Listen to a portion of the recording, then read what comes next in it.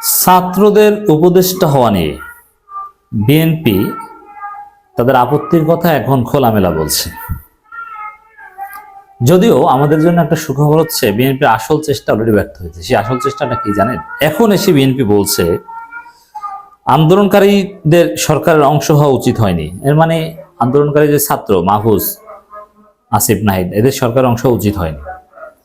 কিন্তু এই আন্দোলনকারীরা মানে ছাত্ররা যাতে সরকারের অংশ হতে না পারে, এই চেষ্টা 5 আগস্ট থেকেই বিএনপি করেছিল, কিন্তু কাজ হয়নি।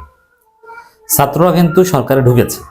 অতএব ছাত্র প্রতিনিধি সরকারে ঢুকতে বিএনপি বাধা দিয়েছিল আগে থেকে। ডক্টর ইউনূসকেও আনতে চায়নি, বিরোধিতা করেছিল। কিন্তু বিএনপির সেই চেষ্টা অলরেডি কিন্তু ব্যর্থ হয়েছে। অতএব এখন এগুলো বললে বরং বিএনপির ক্ষতি। দর্শক, বিএনপির ইডিওলজিটা কি দেখেন, থটটা কি, যে আন্দোলন করবে ছাত্ররা, জীবন দিবে, রক্ত দিবে ছাত্ররা, ছাত্রদের নেতৃত্বে দেশটা স্বাধীন হবে, আর দেশ চালাবে বিএনপি, যারা গত 15 বছর ছিল গর্তের মধ্যে, যারা পুলিশের বাঁশির শব্দ শুনে 28 অক্টোবর চোরের মতো সবাই পালিয়েছে, মাইক টেক রেখে পাল্টা প্রতিরোধের একটা ঘোষণাও দিতে পারেনি, সমাবেশ স্থগিত করে মির্জা ফখরুল্লাহ পালিয়েছেন। 28 অক্টোবরের কথা আপনাদের নিঃসন্দেহে মনে আছে। দেখেন একটা সহজ হিসাব, এই যে বৈষম্যবিরোধী ছাত্র আন্দোলনে জুলাই আগস্টে অনেক বিএনপি ছাত্রদল নেতাকর্মী জীবন দিয়েছে না? কর্মী দিয়েছে।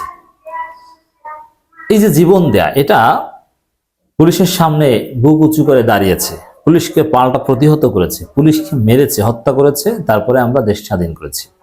এখানে বিএনপির অনেক নেতাকর্মী ছিল। এখন গত 15 বছরে বিএনপির নেতৃত্বে এরকম পাল্টা প্রতিরোধের ঘটনা কেন ঘটেনি? কিন্তু ছাত্রদের নেতৃত্বে বিএনপির লোকজন কেন নেমেছে? এর কারণ হচ্ছে বিএনপির নেতৃত্ব ছিল আপোষকাম, তারা ছিল ভীতু, বুইরে খাটাস। তারা 28 অক্টোবর পুলিশের বাঁশির শব্দ শুনেই সমাবেশ ছেড়ে পালিয়েছে, আর ছাত্ররা এটা করেনি। এবং এই জুলাইতে মনে আছে না, জুলাইতে একটা গায়েবানা জানাজা করতে চেয়েছিল বিএনপি বাইতুল মুকাররমে, তা পুলিশের বাঁশির শব্দ শুনে ওখান থেকে কিন্তু সবাই পালিয়েছে, করতে পারেনি। তো বিএনপি নেতারা কি করেছে এটা তো জানেন। আর ছাত্ররা কি করেছে? তারা পুলিশকে প্রতিহত করেছে। তারা বিএনপির মতো গায়েবানা জানাজা রেখে পালায়নি, তারা বাঁশির শব্দ শুনেও পালায়নি।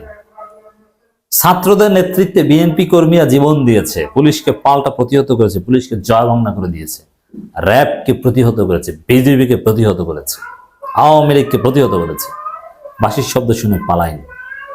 এর মানে বিএনপির কর্মীরাও জানে যে ছাত্র হচ্ছে আপোষহীন, এরা বাঁশির শব্দ শুনে পালাবে না ফখরুলদের মতো।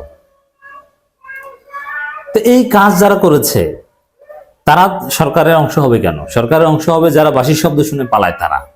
এটা হচ্ছে বিএনপির থট। কিন্তু বিএনপির সেই স্বপ্ন পূরণ হয়নি।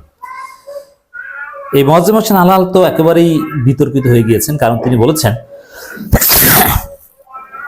এই মোয়াজ্জেম হোসেন আলাল তিনি স্পষ্ট বলেছেন জয় বাংলা এটা মুক্তিযুদ্ধের স্লোগান, এটা আওয়ামী লীগের পৈতৃক সম্পত্তি নয়। এর মানে এখন থেকে জয় বাংলাকে বিএনপি ধারণ করতে পারে, এটাই বোঝাতে চেয়েছেন। হয়তো সেই মোয়াজ্জেম হোসেন আলাল তো জয় বাংলার দালালি শুরু করেছেন, ভারতের প্রেসক্রিপশন এটা যে কেউ বোঝে। এখন তিনি বলছেন আন্দোলনকারীদের সরকারের অংশ উচিত হয়। অতএব তাদের চিন্তাটা কি বুঝতে পারছেন? সবকিছু করবে আন্দোলনকারীরা। আন্দোলনকারী কথা কিন্তু বলছে, তারা কিন্তু আন্দোলনকারী নয়, কিন্তু সরকারের অংশ হবে তারা, তাদের আমলারা, তাদের পন্থী লোকজন। যদি ছাত্র প্রতিনিধি না থাকতো, এতদিন একটা পাতার নির্বাচন করে আওয়ামী লীগ বিএনপি ক্ষমতায় আসতো এবং আওয়ামী লীগও দেশে চলে আসতো। ছাত্র প্রতিনিধির কারণেই আপনারা যতটা শান্তিতে আছেন বা ফেসিবাদ ঠেকানো যাচ্ছে সম্ভব হচ্ছে। ছাত্র জনতার আন্দোলনে যারা নেতৃত্ব ছিলেন তাদের কারোর বর্তমান সরকারের অংশ নেওয়া উচিত হয়নি বলে জানিয়েছেন বিএনপির চেয়ারপারসন উপদেষ্টা সৈয়দ মোয়াজ্জেম হোসেন আলাল। তিনি বলেন, বাইরে থেকে যে চাপ সৃষ্টি করতে পারতেন তা অনেকাংশেই এখন কমে গেছে। কেন? ছাত্ররাকে সবাই এক দলে, এটা কেন মনে করছেন? সরকারে আছে ছাত্রদের একটা অংশ, বাইরে থেকে চাপ প্রয়োগ করবে আর একটা অংশ, সমস্যা কি?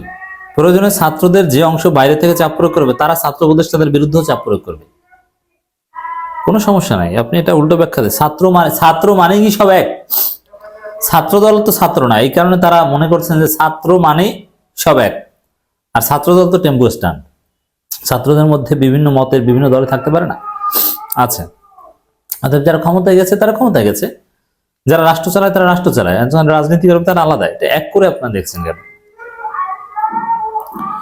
মোয়াজ্জেম হোসেন আলাল বলেন, আওয়ামী লীগ ও তাদের সঙ্গে যারা জোটবদ্ধ ছিল তাদের কাছ থেকে সাধারণ মানুষ একটা বিবৃতির আশা করেছিল যে আমরা অনুতপ্ত, আমরা অন্যায় করেছি, আমরা ক্ষমা চাচ্ছি। যারা আওয়ামী লীগের নীরব সমর্থক তারাও সেটা আশা করেছিল যে আগস্ট থেকে জানুয়ারি এই 6 মাসে অন্তত 6 জন নেতা প্রকাশ্যে অডিও বা ভিডিওতে ক্ষমা চাইবে, কিন্তু তাদের মধ্যে সে চেতনা আসেনি।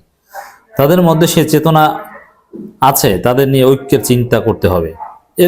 তারপর কে যুক্ত হবে কে হবে না সেটা না। আওয়ামী লীগের সাথে রিকনসিলিয়েশনের কথা বলছেন। আওয়ামী লীগ ক্ষমা চাইলে আওয়ামী লীগকে, মানে শেখ হাসিনা ক্ষমা চাইলে শেখ হাসিনাকেও ক্ষমা করে দেবেন। বিএনপির থিওরি এখন এটাই। কিন্তু না, আমরা তো ক্ষমা করবো না।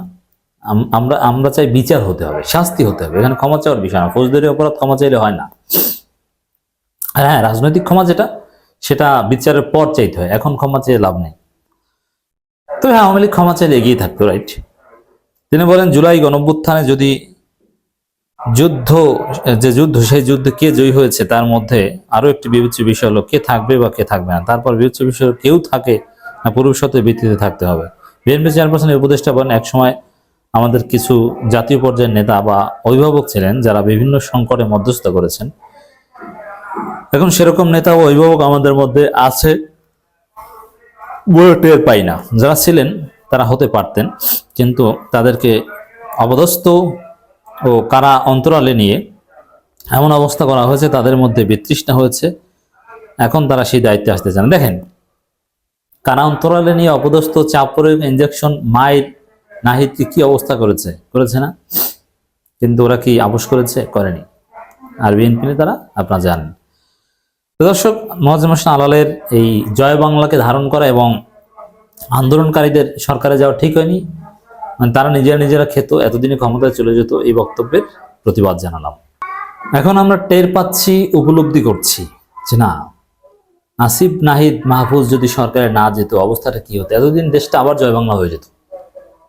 তখন বয়স, অভিজ্ঞতা, নানান দিকে, নানান বাস্তবতা, আমরা অনেকেই কিছুটা বিরোধিতা করেছিলাম যে দেশ সরকারে না গেলে হয়তো ভালো হতো। কিন্তু এখন আমরা হারে হারে টের পাচ্ছি, বা বিএনপির কথায় আরো বেশি প্রমাণিত হচ্ছে যে না, ওরা সরকারে যাওয়াটা এটা বাংলাদেশের জন্য রহমত ছিল। এবং আমি বলতে চাই, সরকার তাদের উপদেষ্টাদের সাফল করবে, বাড়াবে, কিছু কাউকে বাদ দিবে, এরকম একটা গুঞ্জন শোনা যাচ্ছে। এখানে ছাত্রদের পক্ষ থেকে আরো উপদেষ্টা নেওয়া দরকার। এবং একবার কিন্তু পরিকল্পনা হয়েছিল যে প্রত্যেকটা মন্ত্রণালয়ে ছাত্রদের পক্ষ থেকে প্রতিমন্ত্রী মর্যাদায় সহকারী উপদেষ্টা বা এরকম কিছু নেওয়া হবে, তাও নেওয়া হয়নি।